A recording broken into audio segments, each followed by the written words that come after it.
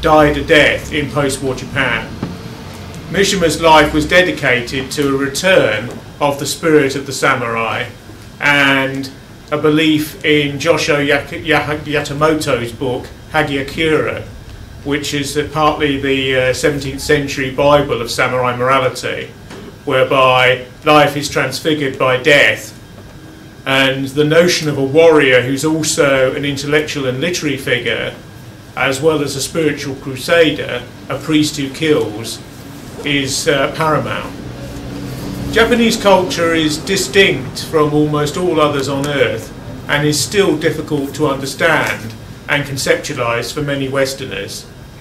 One of the more glaring things about Japan is that material which is banned in the West is widely available, particularly in terms of pornography, over which there's very little restrictions at all, even in manga or Japanese comics, which are often amazingly hardline and hardcore in Western terms.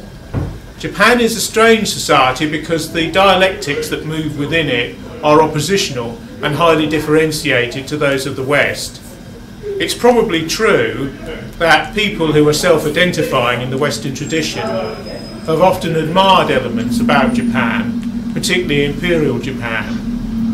There's a degree to which there's not so much a symmetry as a meaningful asymmetry by which the Japanese are perceived as a people who wanted to be themselves in their own way. Japanese thought is influenced by Confucian, Shintoist, Buddhist, Zen Buddhist and Taoist ideas, and a medley of these finds itself in the basis of what it is to be Japanese. One of the cardinal views is that life is dominated by the spirits of ancestors, and there's the notion of ancestor worship, which makes the family and the line of a family's inheritance extraordinarily important. These spirits are called kami, and there's the notion that they can intervene in one's actual life. These are supernatural ideas, but one of the tricks of Japanese culture, which is very similar to ancient Greece in this respect, is that all orders of opinion can accept these beliefs, because there are secular and atheistic interpretations of these belief systems as there are purely religious ones. As in ancient Greece, a woman could kneel or lie before a statue of a god, and yet rationalist intellectuals in the same civilization could regard the divine stories as entirely metaphorical, and yet they would all be accepted as Greek, and they would all be accepted as different definitions of what it was to be Greek, or to be a member of a Greek city-state. Mishima, for one, was obsessed by Greece, particularly ancient Greece, and incorporated quite a few Grecian odes and ethics into his books. Mishima was born into an upper-middle-class family in Tokyo, and was separated from his other siblings by his grandmother at an early age. A weak and rather effeminate child who was divorced from the company of boys on the orders of his grandmother, who was obsessed with death and had a rather morbid outlook, and was herself quite closely related to key members of the Japanese aristocracy.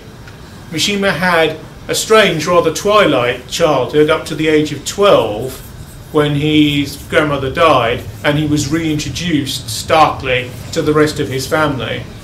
Modern and somewhat psychoanalytical interpretations of Mishima's later conduct and ritual suicide as a political gesture at the end of his life concentrate on these early years as the foundation stones of the cult of living death that his adoration of the samurai was to perpetuate.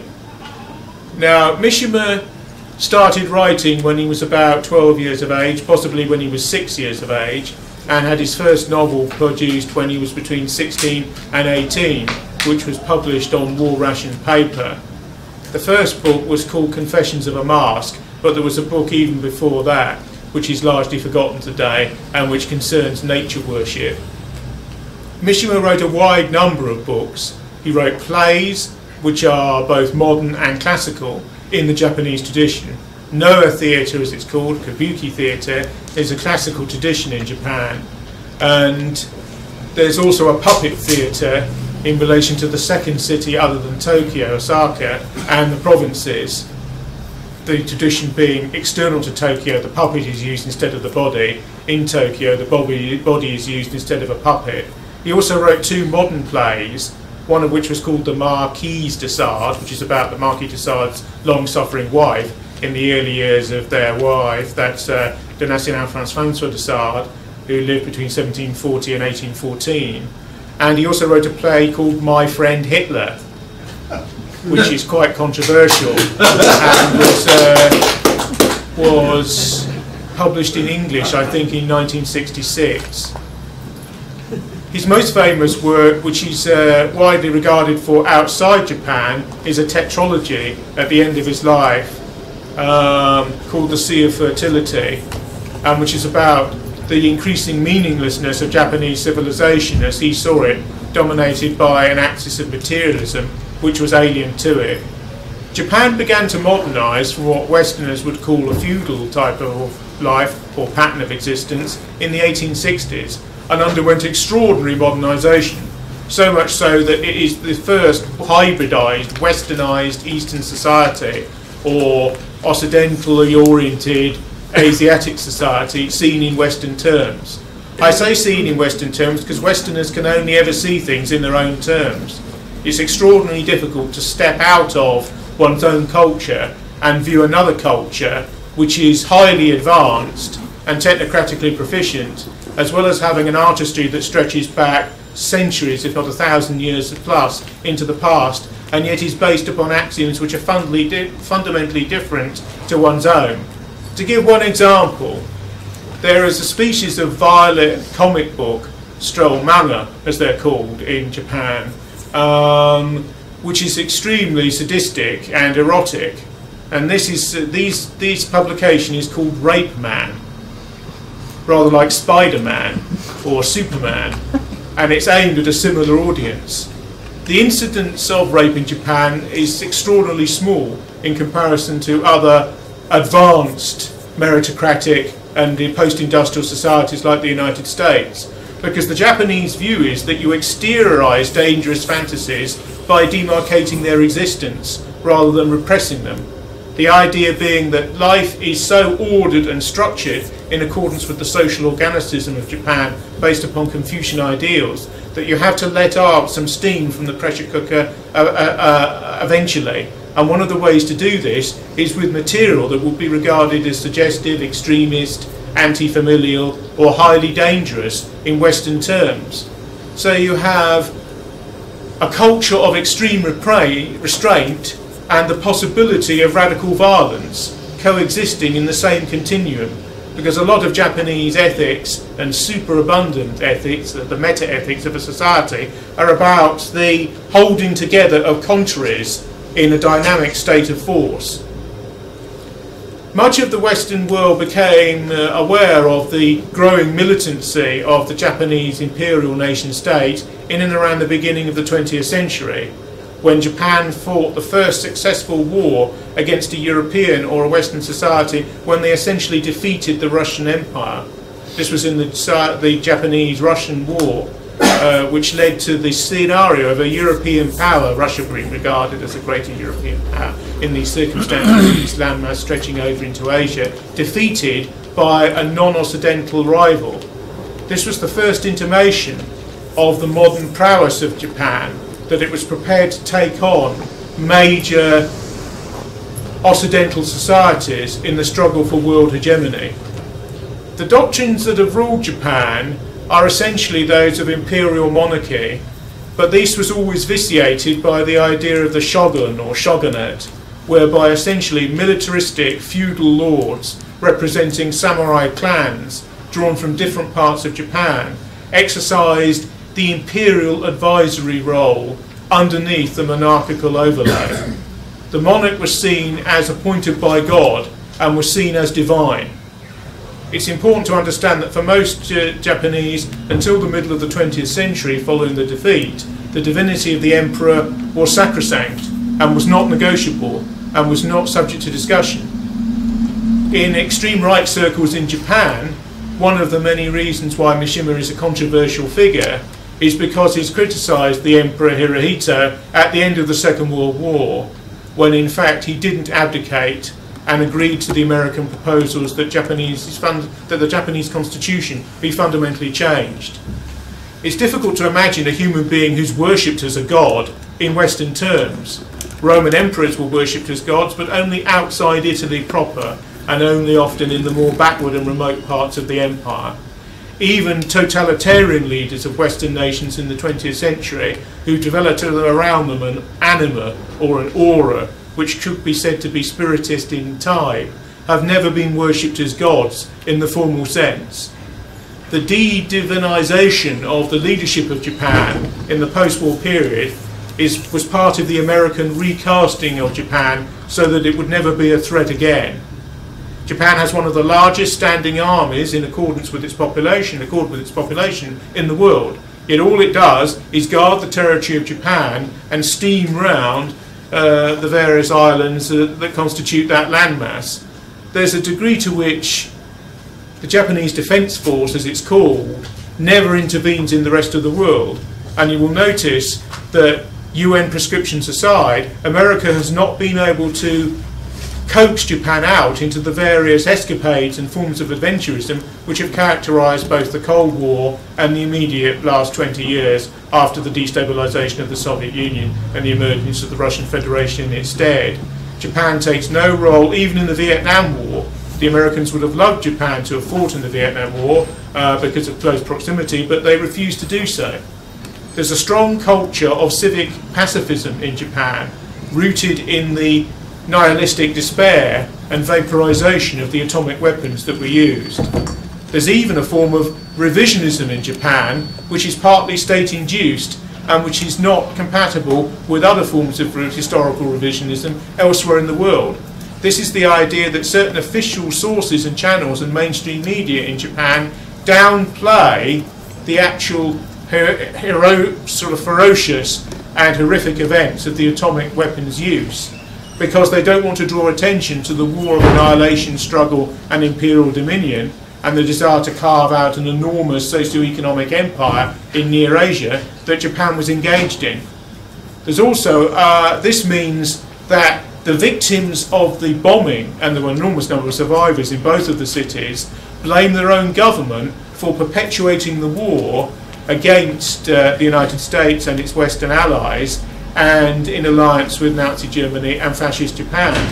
This is a Western ideology which has been seized upon by the victims of the atomic strikes and is often very powerfully used inside Japan.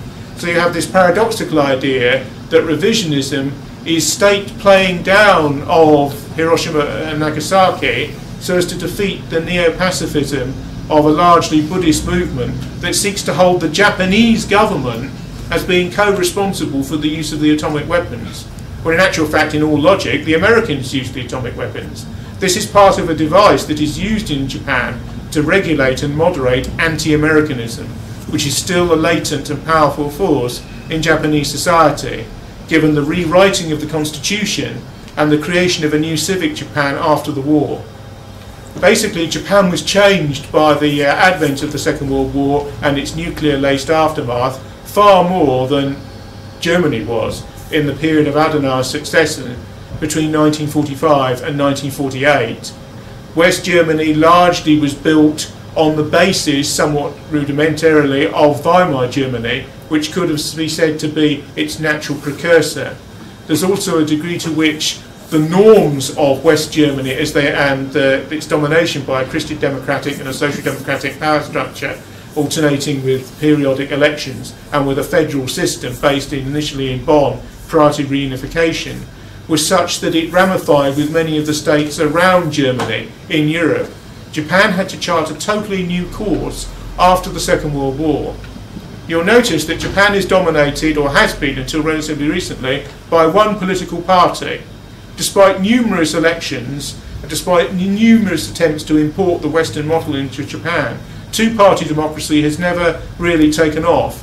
One party, somewhat meaninglessly called the Liberal Democratic Party, to appease American sort of neo-imperial tastes, has dominated the country since the nuclear explosions and the de-divinization of the emperor and the resulting capitulation of the armed forces, most of which did not commit ritual suicide on the event of Japan's defeat because the emperor ordered them to stand down.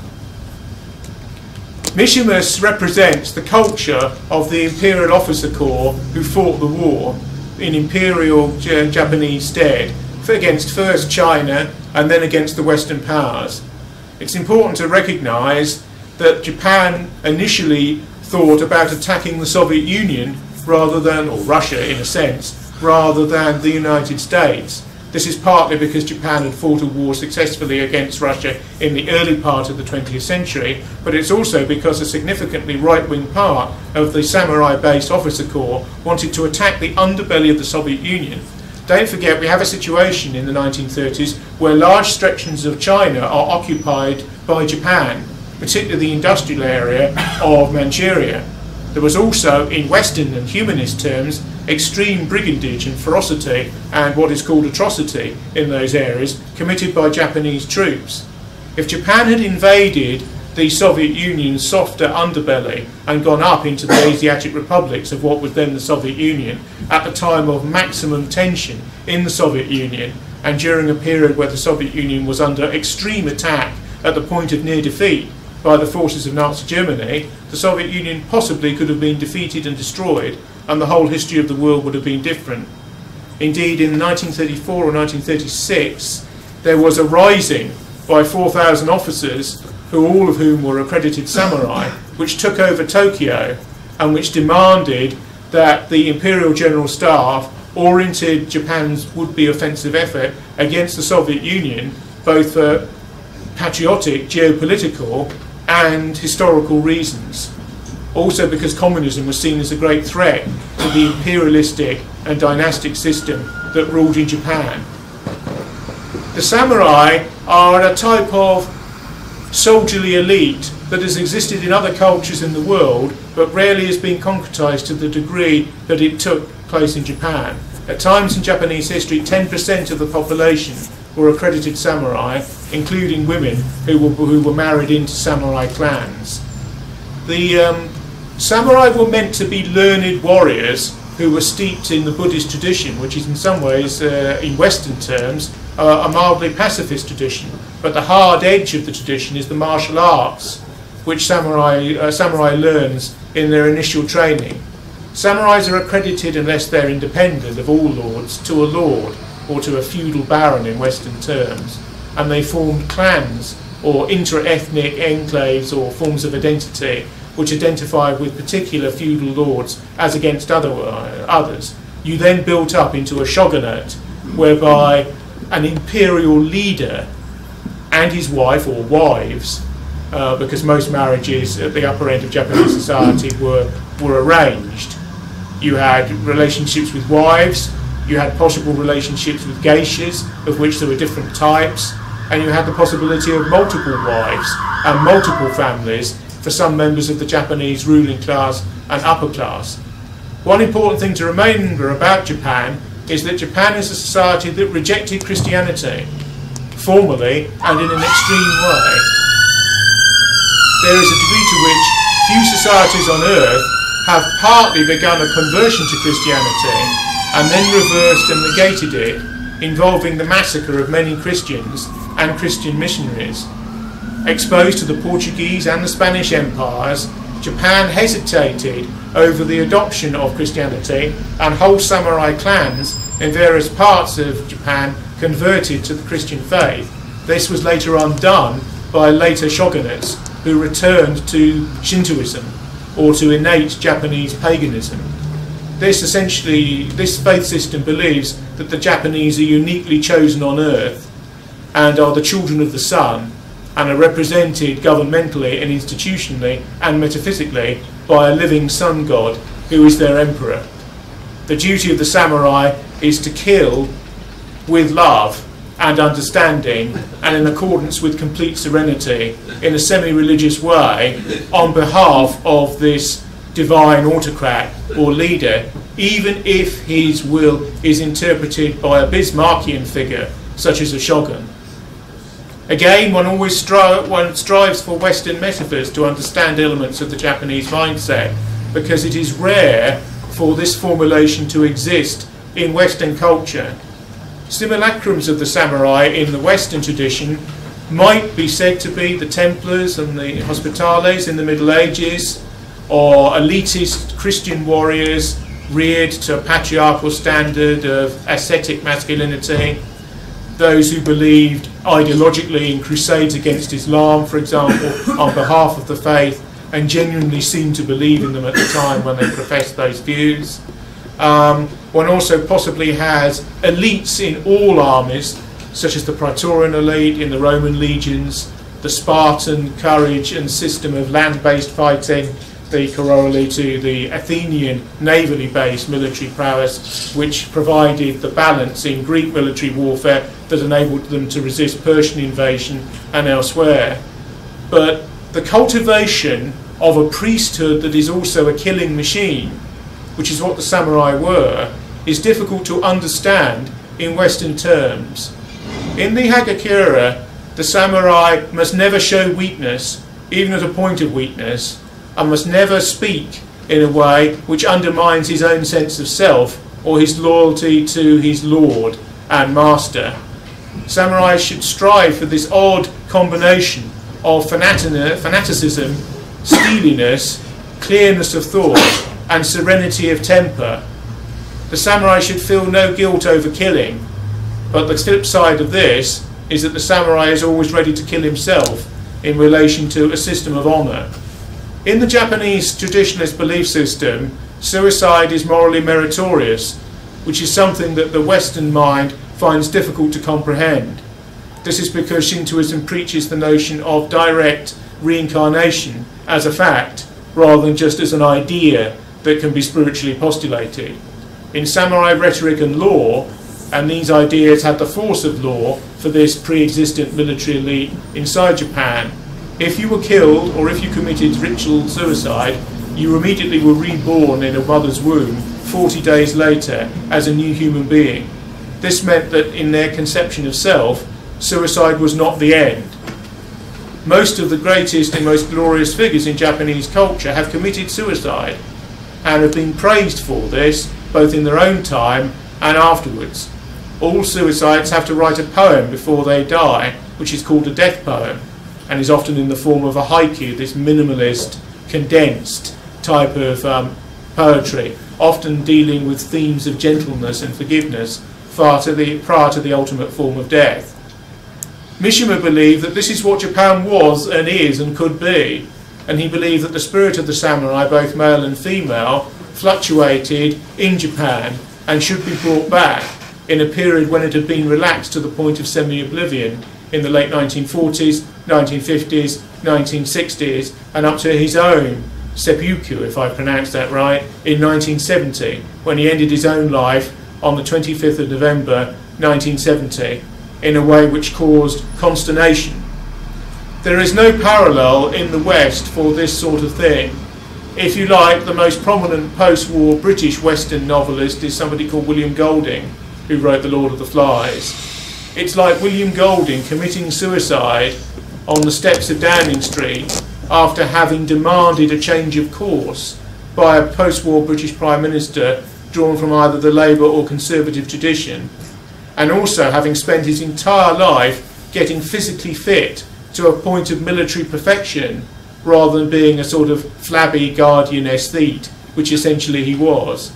It's also redolent of a man who owned his own private army, which Mishima developed for his own use. This was a society called the Shield Society and consisted of military trainees and conscripts, about 100 in number, that were run as a quasi-paramilitary force by Mishima and were allowed to train in Japanese army camps after 1966. Mishima's ritual suicide took place in an army camp in 1970.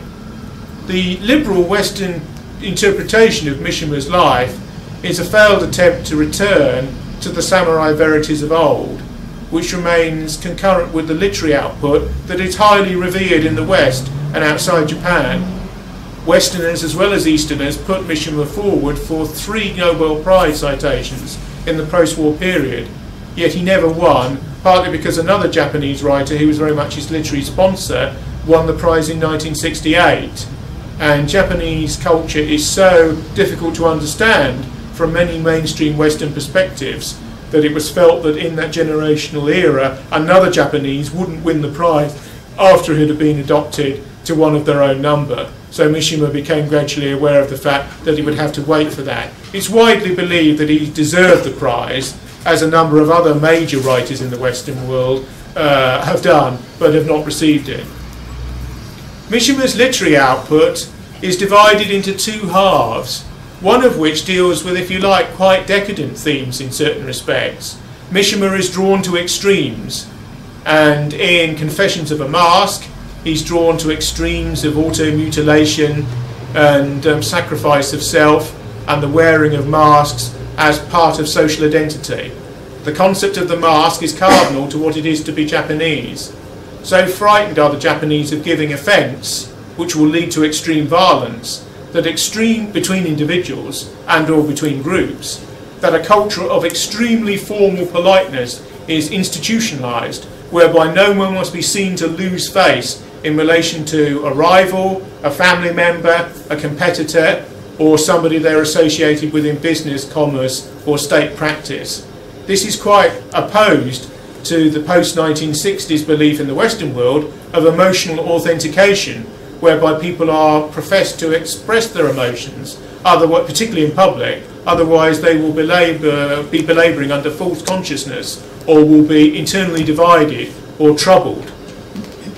In Jungian psychoanalysis or analytical psychology, there's a belief that all people have a shadow, which is their more negative, ferocious, adversarial and barbaric side, and that to be a whole human being, this has to be integrated into the personality. In the Japanese way of thinking, this is already integrated into the personality and doesn't need to be shown because it will lead to conflict of a very barbaric manner. There's an extreme tension in Japanese society, and there are strong sadomasochistic features from a Western viewpoint in a society that holds itself taut and rigid, almost like a man in archery who's just about to release a longbow. And yet at the same time, there's a softness and a gentility and an aesthetic decorum, particularly about traditional Japanese attitudes, which strikes a Westerner as a belief in perfection and stylisation. This ability to slip from stylisation, the tea ceremony for example, which is a key samurai ritual, copied by the rest of the culture, and which has to be separated from just tea drinking in an English sort of 4:30 in the afternoon sort of a way, and the possibility of extreme violence, which is always the legacy of the samurai tradition, and which lies at the heart of a lot of Japanese notions of themselves. The culture of the manga, or the film on paper, which is the comic book, which in the West is essentially regarded as a form for children and adolescents, which has to be outgrown when one transfers to proper books, and the adult version of which is the film rather than the comic or graphic novel. In Japan, some of the most senior artists and senior political figures in the society are people who write comic books, which are regarded as a major cultural form and are sold in their millions, if not the tens of millions. An enormous subculture within manga, which deals with every topic on earth, from cooking to romance to war worship, is the samurai genre, which spills over into television, film and books. Many of the samurai novels and plays and films strike Western audiences as stereotypical, but a Western parallel would be the fantasy of the Western in the United States. Everyone has probably seen A Fistful of Dollars with Clint Eastwood, and has seen the Magnificent Seven, and these sorts of Westerns, all of which are based upon Japanese samurai films and cultural abstracts of that sort. One of the most remarkable samurai films of all time is by the greatest Japanese director, as many conceive it, inside and outside Japan, since the Second World War, a man called Kurosawa, who did a film called Ran, which means chaos, and which is a samurai version of King Lear, Shakespeare's, with Hamlet, preeminent play, possibly, next to Macbeth, Othello, and many others. This Japanese King Lear, which is an extraordinary piece of work and lasts for about 4 hours, is an attempt to distill the samurai ethic using a Western story. This is still controversial in Japan. Although many Japanese artists have been famous outside Japan, The belief in cultural and ethnic exclusivity is very extreme in Japan by Western standards. Even to this day, Kurosawa was heavily criticised for using a Western model in order to transmute Japanese meaning and form. It is still controversial even to use extra Japanese cultural forms in classical Japanese usage, even within modernity. Mishima got round this partly by transmuting Japanese forms in ways that Westerners could understand.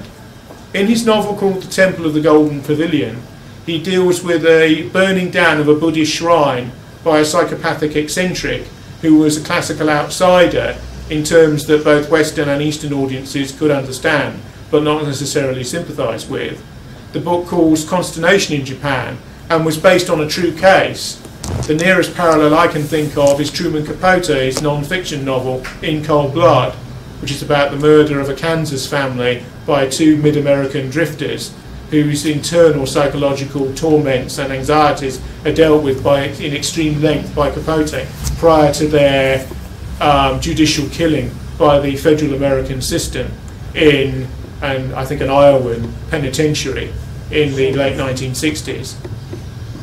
Mishima believed that a culture should be exclusive and that Japanese life and circumstances were unique and demanded unique answers inside Japan which were purely Japanese. Like all artists, his form of nationalism was one which did not necessarily appeal to right-wing nationalists inside Japan. Schrader's film, which is a very famous Hollywood film, and for a Hollywood film is a very good film, called Yukio Mishima, A Life in Four Chapters. Schrader is most famous for his extremely violent, excoriating film about the transgression of American values called Taxi Driver, a film which many people will have seen, or at least heard of. Now, in his film about Mishima, three of Mishima's novels, one from the Sea of Fertility tetralogy, are reconfigured as stories external to Mishima's life, but which he gives literary value to by virtue of his own biography. The other fourth quadrant of the film is biographical, stroke autobiographical, and deals with Mishima's own life. Now, in Schrader's piece, Mishima is seen as a man whose death is foretold by the nature of the ideology he adopts, one which is both an emotional, a literary, a speculative, a martial, and an intellectual ideology.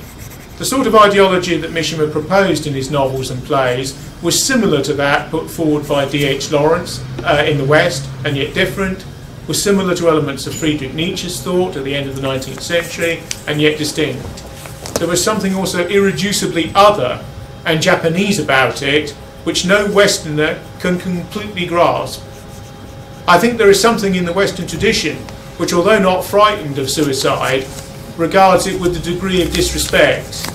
Certainly the idea that a suicide can be beautiful and is the apotheosis of a life and of a moment of religious intensity is not alien to the West, but it is relatively alien to the West, and has attracted few ideological adherents in most forms of Western history. The main Western group that preaches suicide at the moment is the Italian Sicilian American mafia, whereby a mafia don who is cornered by his colleagues and has nowhere to go is meant to open his veins in a warm bath, as certain senators and other leaders of the Roman Republic and Empire did in the ancient world. But the Western view of warriorship is always to try and survive so that you can fight on. Western terrorists rarely ever kill themselves, no matter how violent or fixated or paramilitary the logic of their own language and being might be. IRA men, UDA men, whatever they might have been, would inflict pain and violence, but always seek to get away afterwards. And this is very much the Western ethic in battle. The idea of a deliberate sacrifice of self, which will occur in slaughter anyway, because a soldierly rearing and a military training is partly being trained for death, as all people in military command structures understand, because military life is where emotions are heightened to a degree which civilian life can no longer cope with the exertions, particularly the moral exertions, which are required. the nearest Western version to a man like Mishima, who in a way superseded him because he had a military background that Mishima couldn't boast, and because of the feebleness of Mishima's body when he came to be commissioned in the Japanese Imperial Army at the Second World War, couldn't ascribe to, is Ernst Junger. Ernst Junger is probably the supreme example of an artist, a literati, a secular spiritualist, and an extreme soldier who fought in the First World War for 4 years, from 1914 until 1918, was awarded 2 Iron Crosses, as well as the highest medal for valour, the Pour le Mérite medal of the Prussian Imperial Army, and was wounded 14 times at the front, to which he returned and only stood down with the surrender of the German Imperial forces at the armistice at the end of that conflict in 1918. If you read books like Fire and Blood, which is only available in Germany, or The Battle Exists Within Us, in German, or The Battle Exists Within Us, which is likewise only available in German, or the 2 versions of his 4-pronged wartime epic, which are available in English, The Storm of Steel and Cops 125, you come across a man who has a spiritual view of warfare and can be described as a Western samurai. The samurai tradition basically believes that the potential of a soldier has to be high rather than low. It's the combination of a university professor, a martial arts bodybuilder, and an extreme warrior. And this is an unusual combination, which in most societies has only been restricted to tiny little militaristic elites, or elites that guard an imperial or quasi-divine figure. The Praetorian Guards, the Invincibles in the Persian court, an organisation that was partly reinvigorated by the Shah of Iran during his period of power, the SS to a degree, and similar organisations that would now be called special forces, are the nearest you get in the Western tradition to the samurai ethic. But even then, your average SAS man could hardly be described as an intellectual or a literati, and nor is that insisted upon. However, the degree of physical courage, hardness, rectitude and readiness for martial conflict which Delta Force, the Navy SEALs in the United States, the Spetsnaz forces in the post-Soviet Russia, the Special Air Service Regiment and Special Boat Service Regiment, and the elite squads of the German and Italian army, and probably the elite of the French Foreign Legion as well, could be said to carry out, and do carry out, in Western neo-imperial missions all over the Third World to this day, are the nearest you get to the sort of endless military training and subservience to authority that the samurai had to evince. There's also the combination of a degree of individualism as well, because these are warriors who are bound to have to fight on their own, often behind enemy lines. And it's noticeable in the enormous literature which prevails in modern Britain, or postmodern Britain, of the SAS warrior, the Andy McNabb subcultures and all their endless spin-offs in various media, whereby SAS men and their equivalents are sort of worshipped because of the yearning for a heroic figure and the yearning for a return to elements of heroic masculinity, which are shot through with individuality.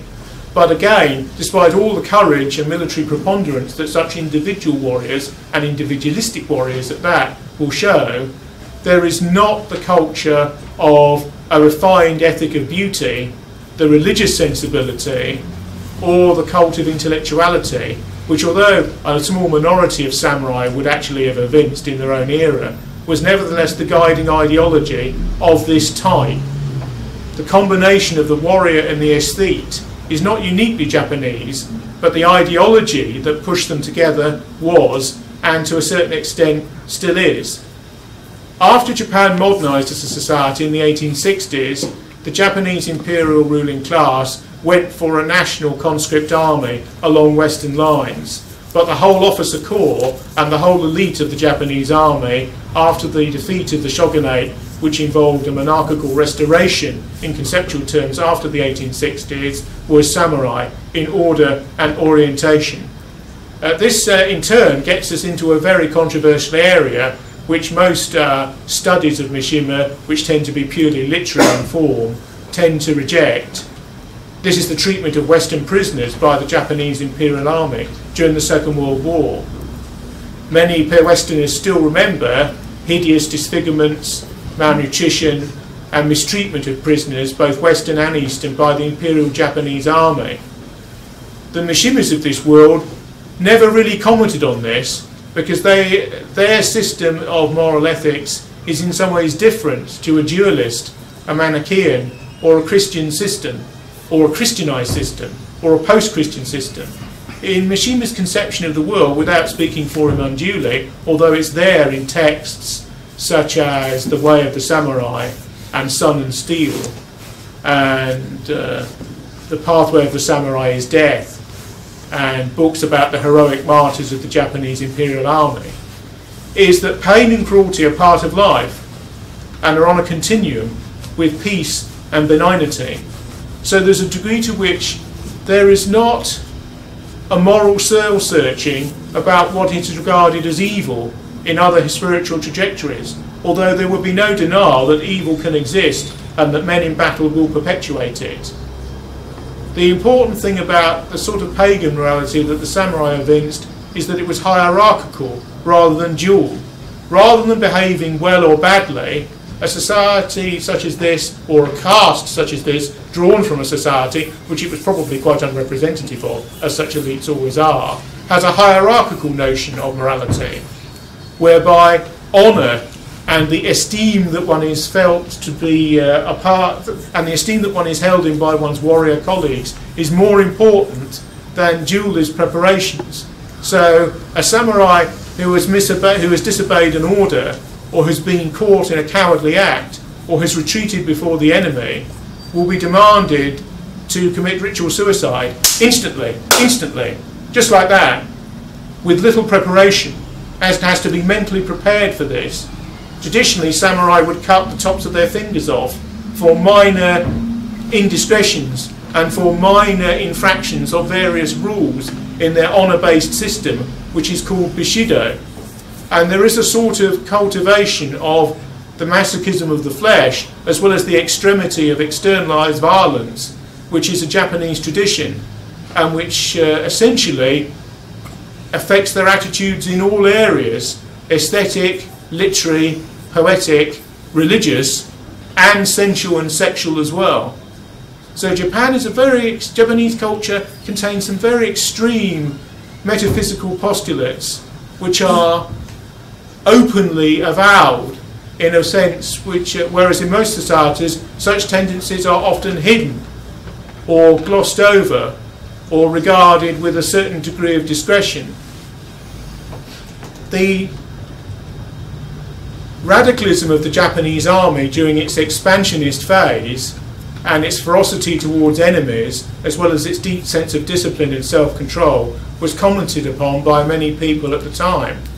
Indeed, in the Rape of Nanking, for example, the German ambassador, in a society which Germany at that time was then moving towards alignment with West and East, described the conduct of Japanese troops as bestial, viewed in traditional Western terms. And this was a German cultural attaché at that particular Chinese embassy, which had been invaded from without by the Japanese Imperial Army.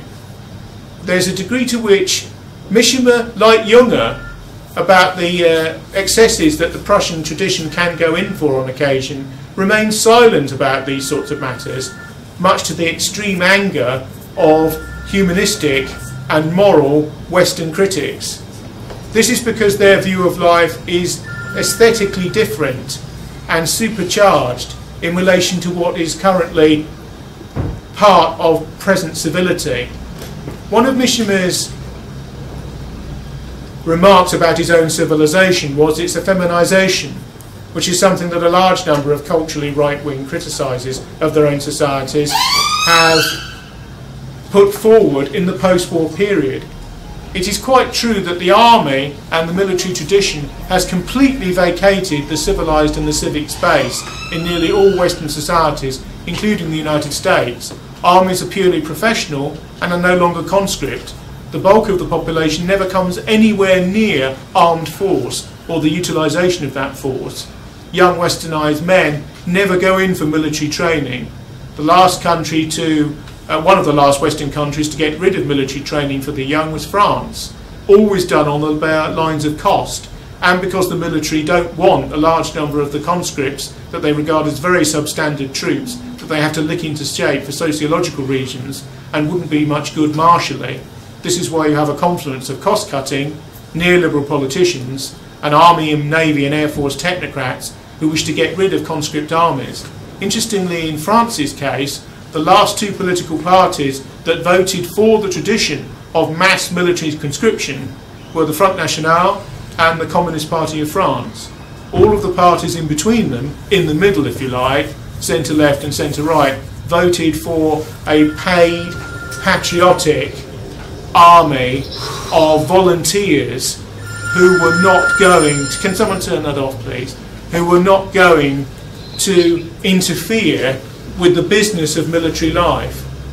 It's always true, of course, that armies constellate around elites, and even a professional vanguard army of people who wish to fight in such a force on behalf of their own nation, state or confederation form an elite in relation to the mass of the citizenry. But never before has the citizenry been so disempowered in relation to military life. Mishima didn't preach the militarization of Japanese life, which is what somebody like Ernst Jünger preached for interwar Germany in the 1920s and 1930s. There is a degree to which Mishima's belief was that the army should once again become the template of Japanese civilian life and should become the model for a post-war Japan which related to the pre-war Japan that went down in atomic defeat. After writing the better part of 100 novels and plays and non-fiction works, at least 40 of which stand alone as literary items, the West were quickly run off items for money, Mishima proposed a solution to the dilemma of post-war Japan. Japan has been politically crucified in certain respects since the Second War, as has Germany. A very powerful country economically, and yet a country with almost no military resource outside or external to its own borders, and a country where people are afraid to summon up any foreign policy that can conflict with American global prerequisites. There's a degree to which the Japan of the post-war era is a politically humiliated society and a militarily humiliated society, which is also an economic superpower. Germany is certainly in relation to the rest of the European Union, is in much the same situation. Both countries have internalised their massive defeats in the second global conflagration of the 20th century. Both have related to those defeats in different ways. Both have engaged in an endless politics of apology and absence of self-defence in relation to what hostile Western historians tend to call the unmastered past. Don't forget, although it's regarded as obscure by most Westerners, the entire Japanese military leadership, often in a symbolic way, was put on trial after the Second World War. Massive war crimes trials were conducted along the Nuremberg pattern, despite the fact that atomic weapons had been used in order to finish the conflict on the Japanese peninsula. The Japanese elite has internalised the idea that the use of the atomic weapons was justified because of the possible several million deaths that would have accrued when samurai-based warriors on the Japanese mainland fighting for a god king, as they perceived the empire cult at that time, would have wreaked havoc and would have killed an enormous number of Americans and other Western allies and paid the price in terms of body count themselves. In this way of looking at things, or point of reference, the Western historiographical tradition regards the use of the atomic weapons, the only time they've ever been used in anger by one nation state against another, as justified, partly because it saved so much chaos and rancour which would have been occasioned by a conventional invasion of Japan.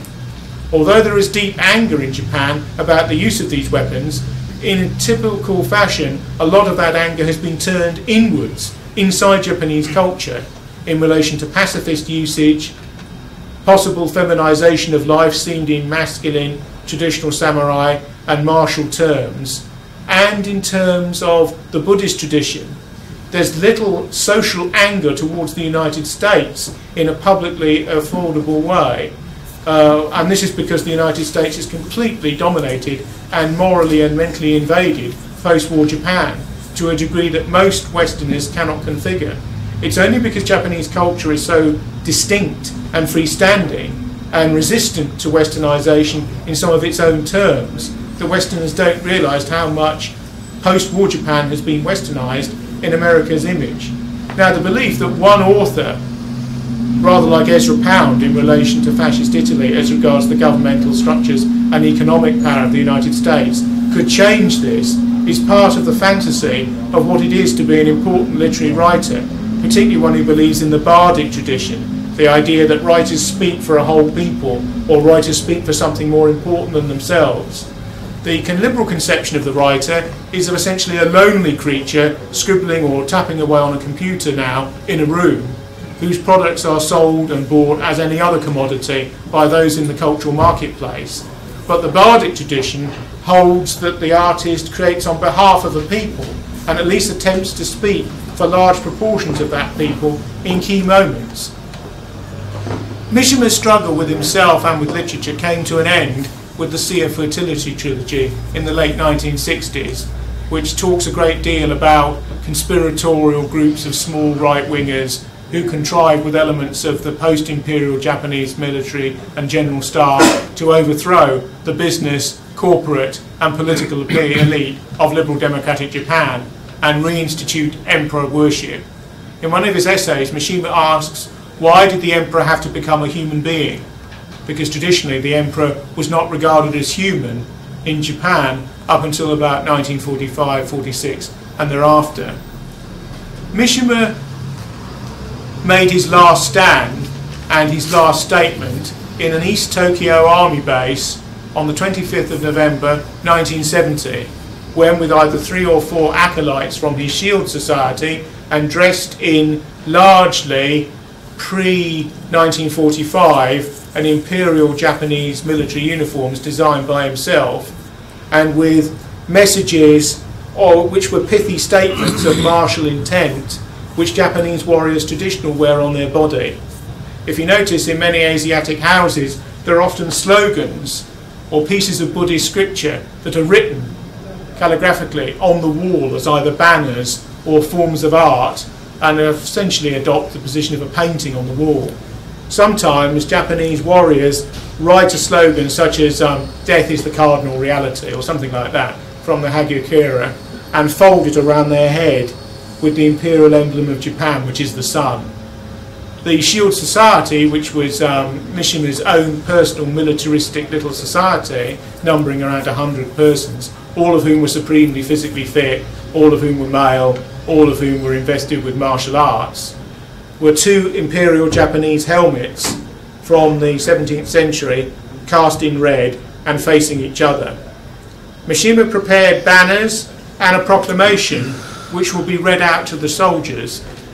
He met under a pretext of political falsity General Mishita, who was in command of that particular East Tokyo army base. Swords and daggers, traditionally the samurai has a very long sword, he has 2 of them, and he has 2 short or stabbing swords. In samurai warriorship, the culture of modern war, killing from a distance, is disprivileged, even though of course in modern warfare the Japanese armies were highly organised and mechanistically capable and were as fully prepared to use modern weapons as anyone else. But interestingly, they dovetailed these ancient and modern ideas with the cult of suicide and reckless personal death for an imperial and popular mission. The cult of the kamikaze pilots, for example, who would dive their planes into American ships, causing massive explosions in their internal organs and workings, and disable them and often destroy them in the Pacific theatre of war, was part and parcel of that particular endeavour. Mishima and his colleagues strode into Mishita's office, disarmed him, tied him up, produced some slogans on banners, which they then draped from windows, which led to a balcony outside this particular general's office. and then marched out to address the troops. About 1,000 troops were lined up for some internal Japanese army matter, and it spread like wildfire that Mishima or somebody was acting in a strange or possibly terrorist manner in relation to this base. By the end of Mishima's speech to the troops, which was relatively short, helicopters were flying overhead in an attempt to disrupt what he was saying. In his speech to the troops, which apart from its initial phase, when the troops stood in shocked silence, was received by jeers and hoots by the majority of them, Mishima demanded a return to the Empire of the Sun. He demanded a return to empire worship and to imperial worship of the majesty of the emperor. He demanded that the post-war emperor would be declared Tenno, be declared a god again, and be declared the god of the Japanese people.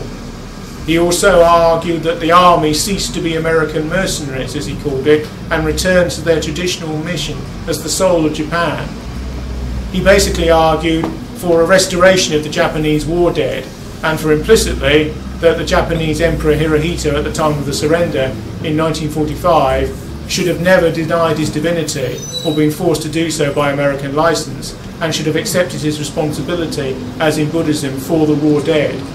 He essentially was demanding revisionism, the revision of the past, and a sort of moral statement of victory and defeat, which would allow the traditional Japan to resurface and to claim a form of spiritual conquest even after the bankruptcy of physical defeat in the atomic weapons used against his cities in the mid-1940s.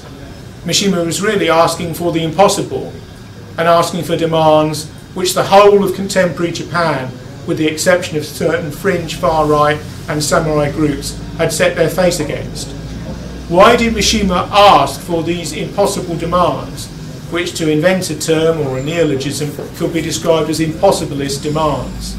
Many Western historians and literati believe that Mishima wanted to die and wished to commit suicide at this time, and used the call to arms of a renascent imperial Japan based upon god-emperor worship and the kami of the past as his excuse to commit harikiri or seppuku in either Western or Japanese terms. This may have some psychological truth to it.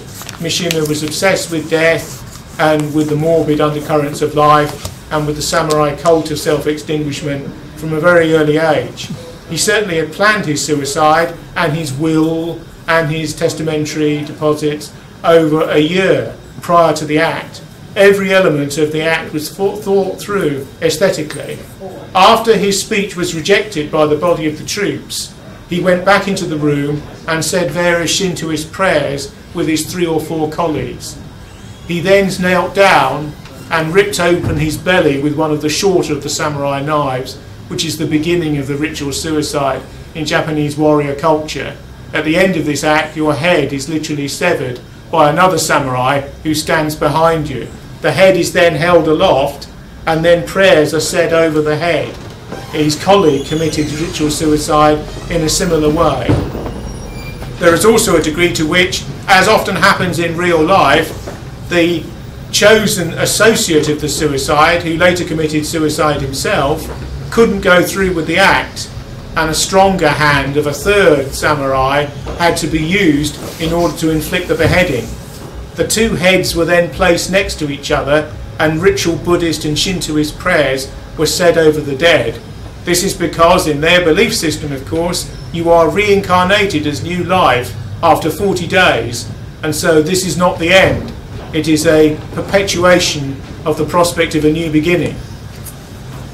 It is true to say that his ritual suicide and his demand for cultural revision and national re-emergence caused a consternation in Japan. You have to understand, he was the darling of the East and Western media in Japan for quite a long period. He was also widely translated in an era when Japanese writers were not particularly widely translated. He was also widely popular inside Japan, despite being a self-consciously literary writer. And it literally caused consternation that he had done this. His revision and interpretive reissue of the Hagakure, the Bible of the Samurai, from 3 to 4 centuries before, became a bestseller in Japan after his funeral. 10,000 ordinary Japanese, not associated with right-wing groups or associated with nationalist caucuses or associated with samurai undercurrents inside or outside the Japanese army of the time, or associated with literary circles, attended Mishima's funeral, which was an event unheralded in the culture of the Japan of that time. It basically caused an enormous civic and psychological shock in Japan. Was Mishima on a trajectory of his own? Did he represent the soul of his people as he believed? Was his act a lonely and masochistic one, totally contrary to the postmodern and westernised wiles of contemporary Japan? Or was it, in a sense, a return, as he would have configured it, to fundamental verities about what it was to be Japanese, as against any other nationality on earth? Nobody really can come up with an answer. Possibly an answer is a medley of all of those questions put into one statement. A Westerner certainly is outside the remit of force and fire and the circle of the sun, which is necessary to ponder such questions. But there is a degree to which most of Yukio Mishima's major works have been translated into English, including Chronicles of a Mask, Sun and Steel, Marquis de Sade, My Friend Hitler, The Heroic War Dead of the Japanese Nation, The Temple of the Golden Pavilion, Forbidden Colours, the Sea of Fertility trilogy, and many others. And the interesting thing about them is they often deal with a decadent violence and an amorality, such as in The Soldier Who Fell from Grace with the Sea, unless the samurai ethic is put underneath them, and those sort of yearning for violence and for order, which he sees in traditional pre-modern, pre-Second World War versions of Japanese society, are reinstated.